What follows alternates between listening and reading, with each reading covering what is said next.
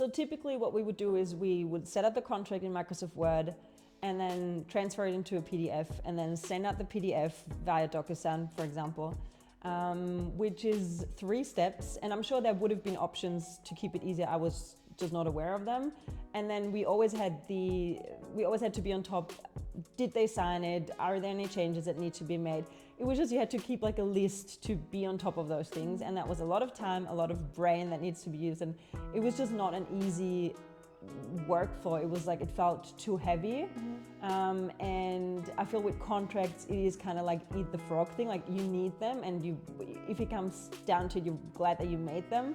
But it's not a creative process that I typically enjoy. So I want to make it as easy as possible, and that just wasn't working for us anymore. Also with the amount of contracts that we did, if it would have been like 3 contracts a month, I'm sure you can manage, but not with 50 to 100 contracts a month.